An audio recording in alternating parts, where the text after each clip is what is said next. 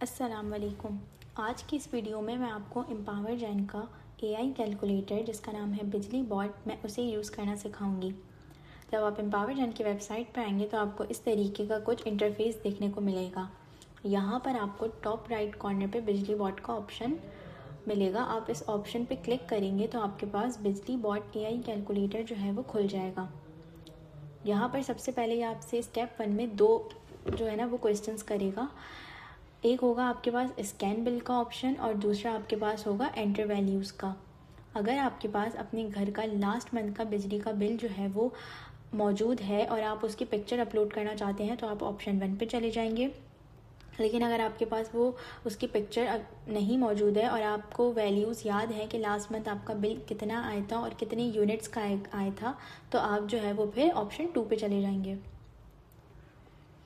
Option 2 पे जाने के बाद आपसे ये आपका जो लास्ट मंथ के बिजली के बिल की अमाउंट होगी वो पूछेगा, तो आप उसको इधर एंटर कर देंगे और जितनी यूनिट्स का वो बिल होगा आप उसको इधर एंटर कर देंगे।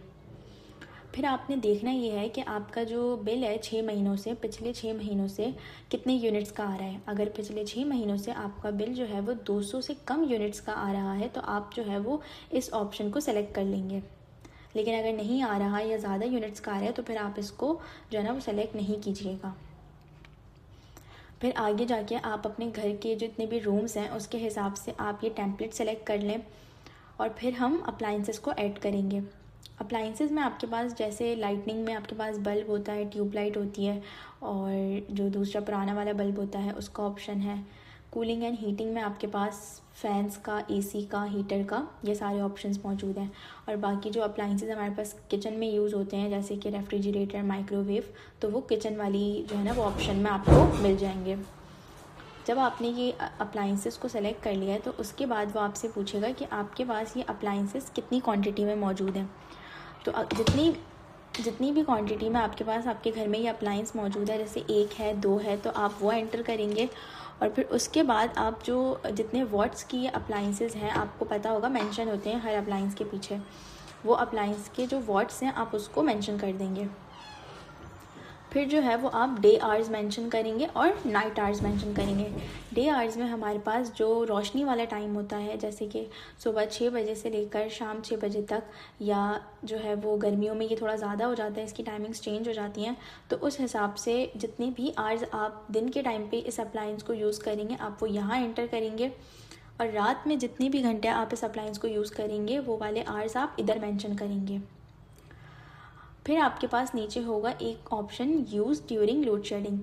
अगर आप इस पर्टिकुलर अप्लायंस को अपने लोड शेडिंग आवर्स में यूज़ करना चाहते हैं तो आप इसको सेलेक्ट करेंगे। लेकिन अगर आपके घर में लाइट नहीं जाती या अगर आप इस अप्लायंस को लोड शेडिंग आवर्स में यूज़ करना नहीं चाहते तो आप इस ऑप्शन को सेलेक्ट नहीं कीजिएगा।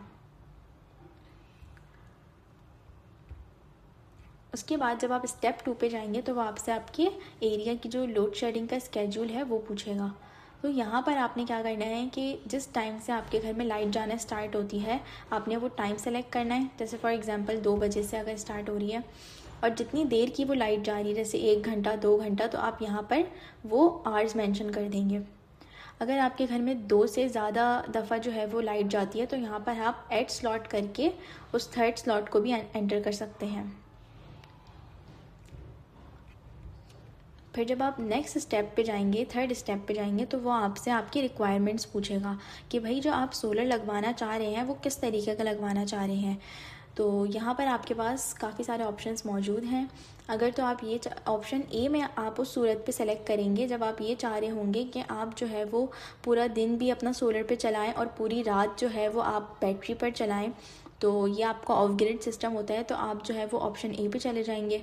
लेकिन अगर आप ये चाह रहे हैं कि आप अपना पूरा दिन जो है वो सोलर पे डायरेक्ट यूज़ करें, सही है, और रात जो है वो आप अपनी जो के इलेक्ट्रिक की ग्रिड है उस पर यूज़ करें और बैटरी आप नहीं चाह रहे हो अगर अपने सिस्टम पे, तो आप ऑप्शन बी पे चले जाएंगे।